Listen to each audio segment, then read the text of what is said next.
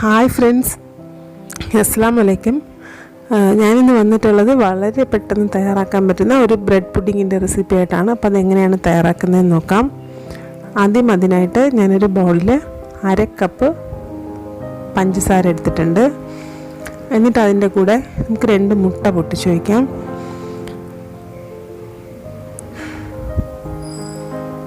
എന്നിട്ട് അതിലോട്ട് 1 teaspoon vanilla എസൻസും കൂടി ഒന്ന് ചേർത്ത് കൊടുക്കാം. ഇപ്പം മുട്ടയുടെ സ്മെല്ലൊന്നും വരാണ്ടിരിക്കാൻ വേണ്ടിയിട്ടാണ്.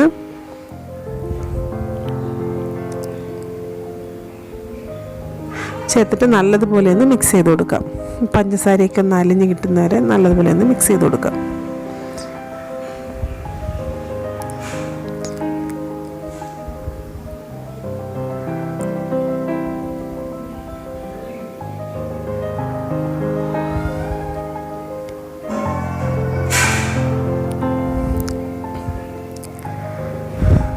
പഞ്ചസാരയൊക്കെ ഒരു ഇതൊന്ന് അലിഞ്ഞിട്ടുണ്ട്.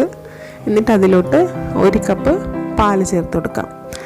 നോർമൽ റൂം ടെമ്പറേച്ചറിലുള്ള പാല് ചേർത്താൽ മതിയാവും.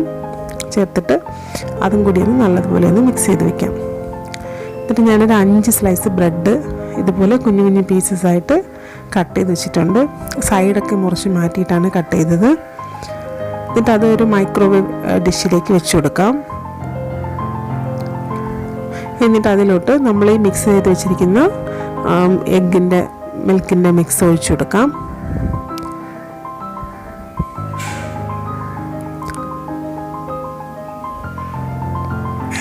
അത് ഫുള്ളായിട്ടങ്ങ് അതിലോട്ട് ഒഴിച്ചു കൊടുക്കാം.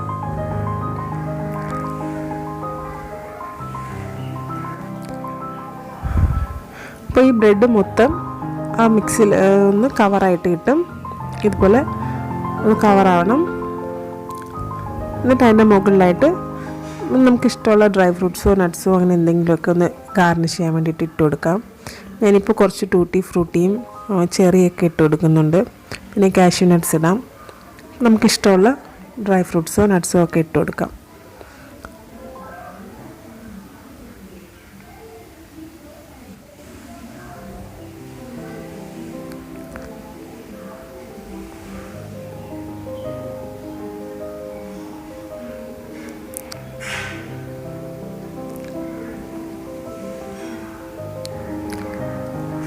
ഇതെല്ലാം ഇട്ടതിന് ശേഷം എന്നിട്ട് മൈക്രോവേവ് ഓൺ ചെയ്ത് ഫുൾ പവറിൽ ഒരു 5 മിനിറ്റ് ഒന്ന് സെറ്റ് ചെയ്യാം. സെറ്റ് ചെയ്തിട്ട് ഈ ട്രേ അതിനകത്തോട്ട് വെച്ച് കൊടുക്കാം. 5 മിനിറ്റ് കഴിയുമ്പോഴത്തേക്കും നല്ല അടിപൊളിയായിട്ടുള്ള ബ്രെഡ് പുഡിംഗ് റെഡി. ഭയങ്കര ടേസ്റ്റാണ്, പെട്ടെന്ന് തയ്യാറാക്കുകയും ചെയ്യാം. പുഡിംഗ് റെഡി ആയിട്ടുണ്ട്. അപ്പോൾ എൻ്റെ ഈ വീഡിയോ ഇഷ്ടമായിട്ടുണ്ടെങ്കിൽ ലൈക്ക് ചെയ്യുക, ഷെയർ ചെയ്യുക. സബ്സ്ക്രൈബ് ചെയ്യാതെയാണ് കാണുന്നതെങ്കിൽ പ്ലീസ് ഒന്ന് സബ്സ്ക്രൈബ് ചെയ്തേക്കണേ. Thank you.